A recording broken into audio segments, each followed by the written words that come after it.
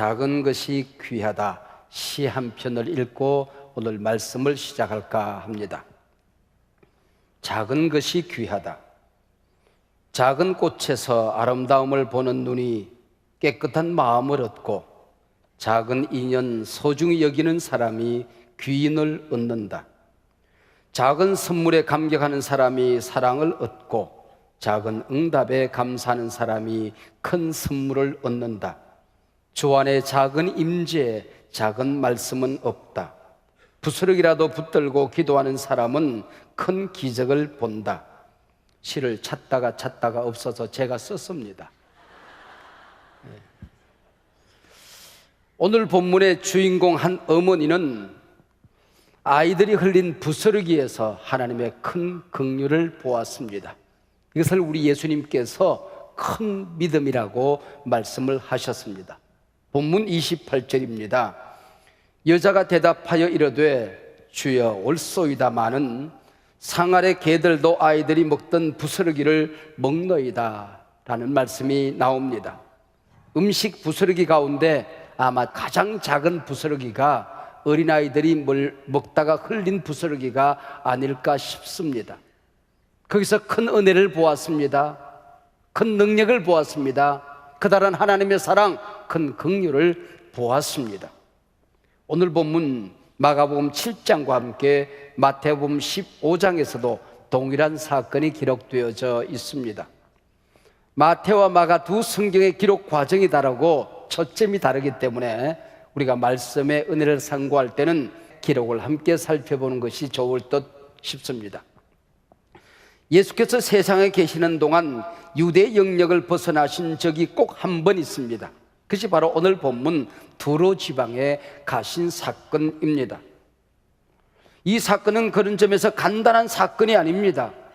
예수 그리스도의 복음이 이스라엘이라는 장벽을 넘어서, 유대라는 장벽을 넘어서 이방 땅으로 전해지는 통로가 되는 메시지 때문에 그렇습니다.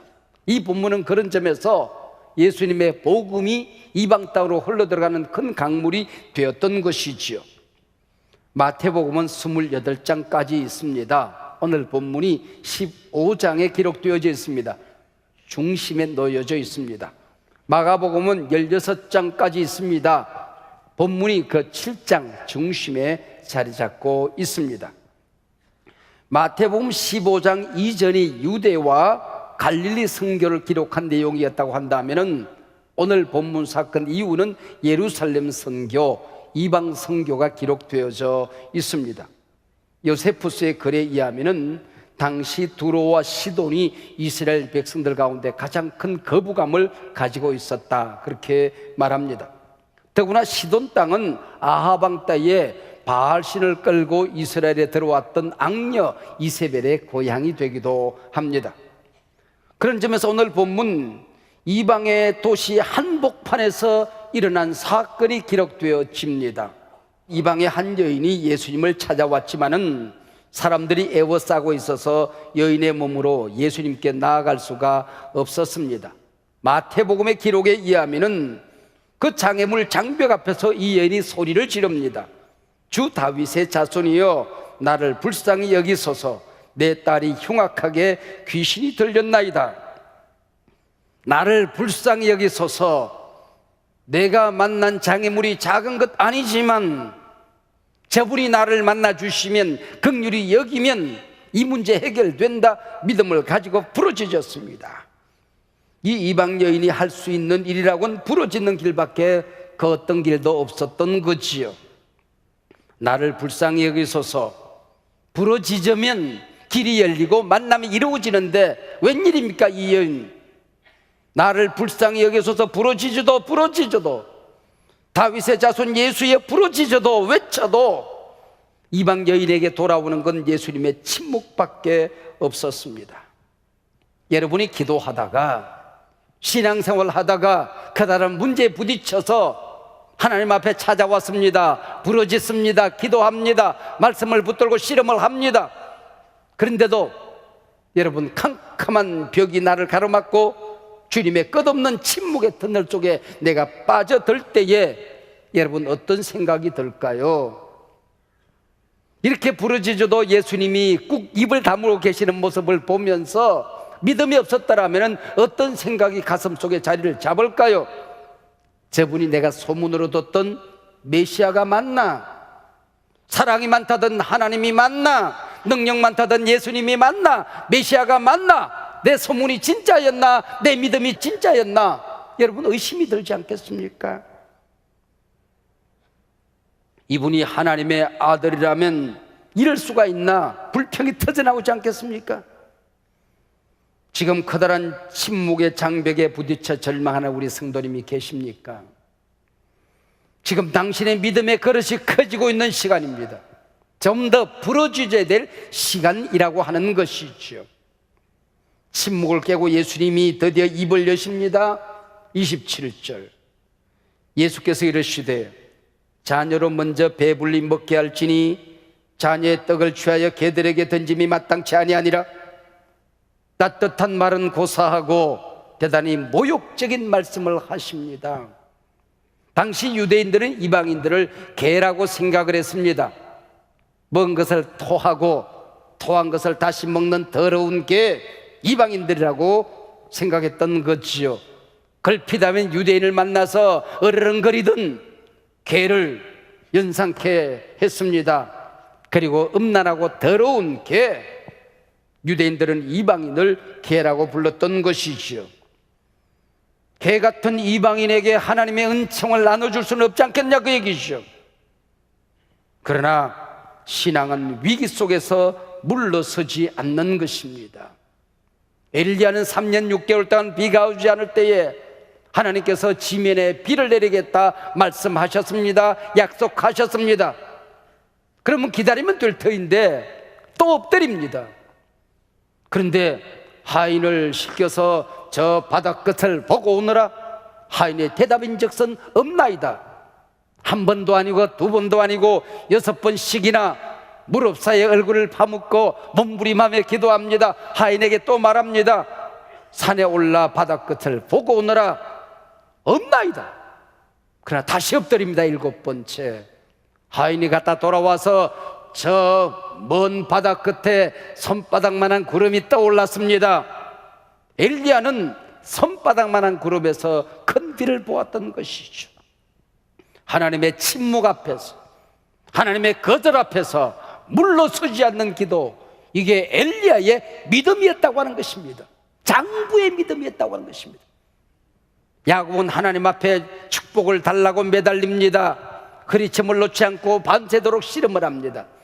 천사가 야곱의 환도뼈를 내리칩니다. 환도뼈가 부러졌습니다. 부러진 다리를 질질 끌면서도 당신이 내게 축복하지 아니하면 제가 당신을 놓지 않겠습니다. 물러서지 않는 태도, 이걸 이름하여 성경은 믿음이라 그렇게 말하는 것입니다. 한두 번 무릎을 꿇었다고 하나님이 침묵한다고 불평이나 늘어놓고 조금만 내 뜻대로 되지 않으면 원망을 늘어놓고 절망하고 좌절하고 쓰러지고 넘어지는 것, 이건 믿음이 아니라고 하는 것이지요. 본문의 이방 여인은 물러서기는커녕 이방인은 개라고 말씀하신 예수님의 말씀을 붙들고 늘어집니다. 28절 주여 올소이다. 주님의 말씀에 항거하지 않습니다. 항변하지 않습니다. 종이 고등학교 시절 교장 선생님은 설교가였습니다. 지금까지 생생하게 기억하는 설교들이 저는 많이 있습니다. 그 가운데 한편 설교가 있습니다. 인생의 황금덩어리 기회는 항상 고난이라고 하는 금은 보자기에 쌓여서 나타나더라고 하는 거지요.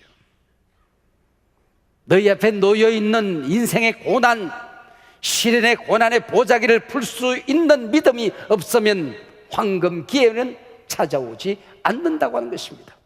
오히려 고난이 찾아올 때에, 위기가 있을 때, 큰 어려움이 있을 때에 진리의 길을, 정의의 길을 걸어가다가 위기에 부딪힐 때에 낙심하지 말아라. 그러면 금은 보자기가 열려지고 황금의 기회가 찾아온다. 그분의 설교입니다. 오늘 본문을 해석하던 주경가들은 이 여인이 붙들었던 두 단어에 주목하고 있습니다. 27절 먼저라는 단어입니다. 자녀들에게 먼저 밥상 차려주는 게 당연하지 않겠느냐? 이방인들에게 어찌 개에게 자녀들의 음식을 줄 수 있겠느냐? 그런데 이 먼저라는 단어를 응답으로 받아들인 것입니다. 그렇다, 예수님이 먼저라고 말씀하셨으면 그 다음은 내 차례다. 얼마나 멋진 믿음입니까? 얼마나 근사한 믿음입니까? 지금 내 앞에 고난이 찾아왔다, 그렇다고 한다면 그 다음은 축복이다. 위기가 찾아왔다, 그 다음은 기회다.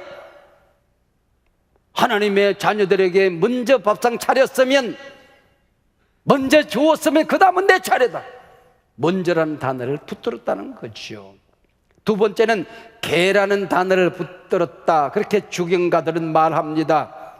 유대인들은 이방인들을 개, 더러운 개, 퀴온이라고 얘기했습니다. 무시무시하게 크게 생긴 개를 말합니다. 퀴온입니다. 근데 예수님은 퀴온이란 단어 뒤에다가 축소형 전미사를 붙였습니다. 개가 작아지면 뭐가 될까요? 강아지가 되죠. 퀴나리온, 반려견을 말합니다. 애완형 개를 말합니다. 주인과 함께 사는 개를 말하는 것입니다. 주인의 아들에게 밥상 차려주고 난 다음에는 나를 반려견이라고 말씀하셨다. 그렇다면 이번에 하나님께서 내게 상 차려주실 차례다. 하나님 나를 버리신 것이 아니다. 나를 받아주셨다, 영접하셨다, 안아주셨다. 얼마나 근사한 믿음입니까? 이 계란 단을 붙들고 늘어집니다. 믿음을 가졌느냐? 하나님을 믿느냐? 네가 당한 문제 하나님이 해결할 줄로 믿느냐? 그렇다고 한다면 하나님의 침묵 앞에서 기다릴 준비가 되어 있느냐?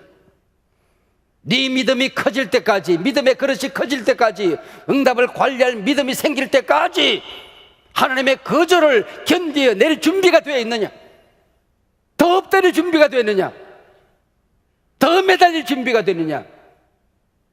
여기에 대답을 해야만이 하나님의 뜻을, 하나님의 기회를 얻을 수가 있는 거지요. 여기 이방 여인의 믿음을 보세요. 개들도 아이들이 먹던 부스러기를 먹나이다. 마태는 이 본문을 기록하며 개들도 주인의 상에서 떨어지는 부스러기를 먹나이다 그랬어요. 주인 영감님이 갈비를 떴다가 뼈다귀에 살이 몇 개 발린 채로 상 아래 개에게 내려놓습니다. 그걸 얘기합니다. 뜯을만 하지요. 막꽤나 있지요. 그런데 마가는 코 올리게 어린아이가 먹던 부스러기 땅에 떨어지는 거, 그거라도 개는 핥아 먹습니다, 그 얘기입니다. 부스러기 가운데는 가장 작은 부스러기를 말하는 것입니다. 초라한 부스러기를 말하는 것입니다. 자존심 상하는 부스러기지요.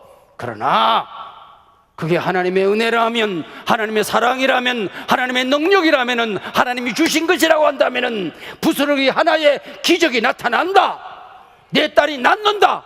귀신은 물러간다. 온갖 문제는 떠나간다. 내 가정, 내 자녀들에게 온갖 문제 해결되어진다. 얼마나 아름다운 믿음입니까? 얼마나 멋진 믿음입니까? 어린아이가 흘린 부스러기 같은 하나님의 은총 한 토막이면 모든 문제 해결된다는 것이지요. 어린아이가 흘린 부스러기에서 하나님의 주신 긍휼을 보는 이방 여인의 믿음을 보시고 29절에서 예수님이 말씀하십니다. 돌아가라. 귀신이 내 딸에게서 나갔느니라. 그 정도 믿음이라면 귀신이 내 딸을 붙들고 물고 늘어질 수가 없다. 이미 귀신이 떠났을 것이다. 그 정도 기도라면 너희 가정에 문제가 남아있을 리가 없다. 그 정도 끈기 있는 기도라면, 믿음이라면 문제는 해결되어졌을 것이다. 할렐루야. 집에 돌아가 봐라. 딸이 나았을 것이다. 귀신이 떠났을 것이다. 문제가 사라졌을 것이다. 해결되어졌을 것이다. 마태복음 15장 28절에서 여자여 내 믿음이 크도다 그랬습니다. 이 여인의 이름을 몰라서 예수님이 여자여 그렇게 부른 게 아니에요. 여기 여자여는 감탄사입니다. 감탄. 오 여인이여, 이방 여인이여, 오 여인이여, 어찌 그런 믿음을 가질 수 있다는 말인가? 어찌 그렇게 아름다운 믿음을 가질 수 있다는 말인가? 어찌 그 아름다운 기도를 드릴 수 있다는 말인가? 오 여인이여, 그 얘기입니다. 우리가 신앙생활 하다가 기도하다가 문제 앞에 울다가 주님을 감격시켜 보신 적이 있으십니까? 주님을 감동시켜 보신 적이 있으십니까? 오 여인이여, 오 내 아들아, 오 내 제자야, 주님을 감동시켜 보신 적이 있느냐는 말이에요. 오 여인이여, 내 믿음이 크도다. 여기 크도다는 말은 굉장한 말을 씁니다. 내 믿음이 빅 사이즈다, 그레이트, 그걸 훨씬 뛰어넘어서 메가톤이라는 단어를 씁니다. 내 믿음이 메가톤급이다, 그 얘기시죠. 보통 사람에게 볼 수 있는 믿음이 아니라는 것입니다. 어떤 문제도 해결해낼 수 있는, 어떤 시련도 견뎌낼 수 있는, 어떤 악마도 이겨낼 수 있는 메가톤급 믿음이다, 그 얘기입니다. 내 믿음이 크도다 그랬습니다. 예수님의 부스러기 한 토막이면 이방 여인이 하나님의 자녀가 되고 이방 땅을 붙들고 있던 악한 영들이 떠나고 하늘의 문이 열려지고, 예수님의 부스러기 한 토막이면 내 나라의 온갖 문제가 해결되어지고 한국 교회에 얽히고 설킨 문제가 해결되어지고 내 자식, 내 남편, 우리 가정 붙들고 있는 온갖 문제가 해결되어진다. 부스러기 한 토막이면 부스러기 같은 이 한 토막, 거기에 하나님의 은혜가 있으면 온갖 문제가 해결된다고 믿었던 것이죠. 나 자신에게 물어보십시오.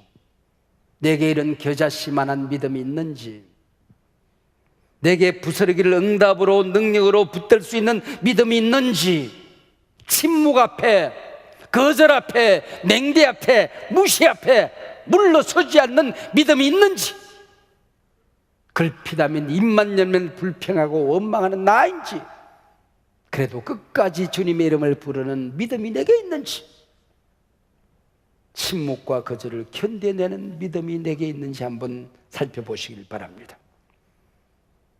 오늘 우리 각자에게 작은 부스러기 안에 숨어있는 하나님의 능력을 보지 못하고 짓밟아버린 것들, 버린 것들, 무시한 것들, 스쳐 지나간 것들이 얼마나 많이 있습니까? 얼마나 어리석은 우리들이었습니까?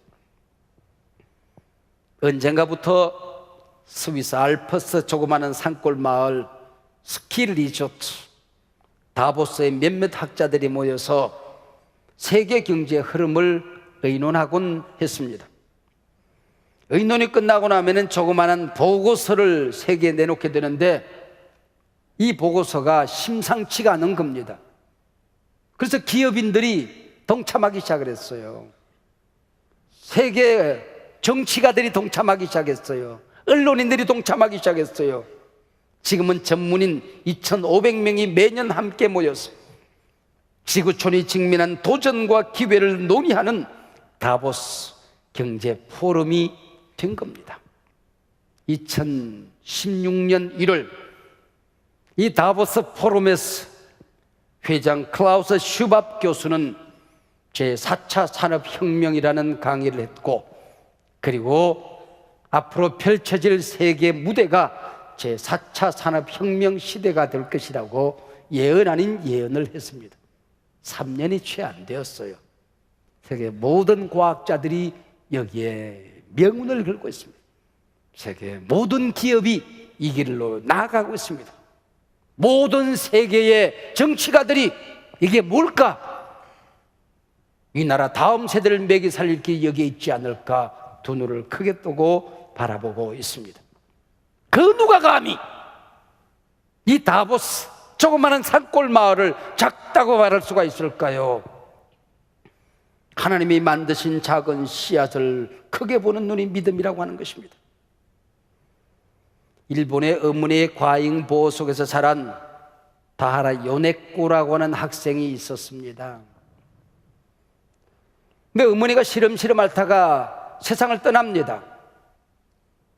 어머니가 세상을 떠나고 난 다음에 살아갈 자신이 없었어요.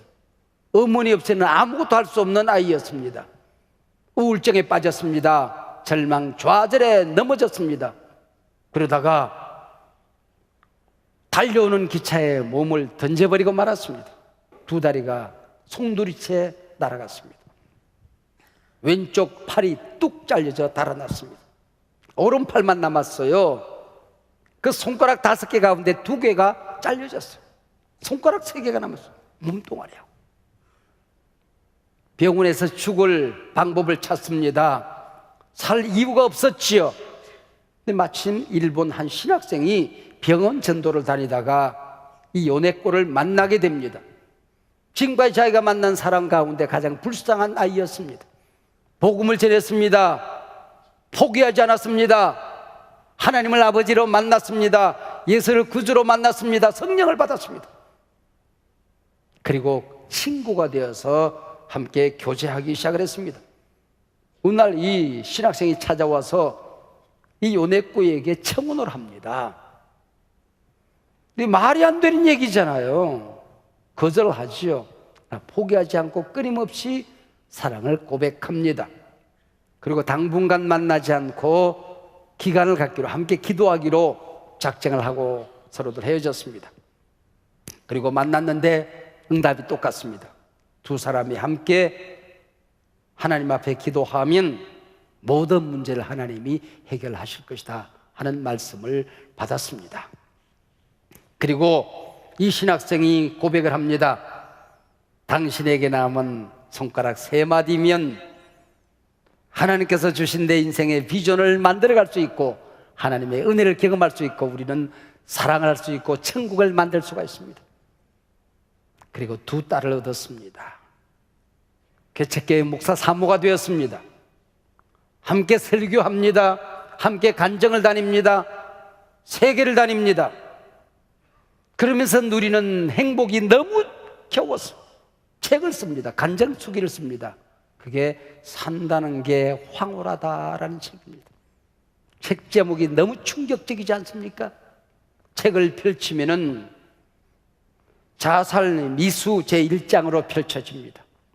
그리고 쭉 하나님이 어떻게 자기 가정을 사랑하시고 소중한 아이를 주셨는가, 교회에 주신 행복을 나눕니다.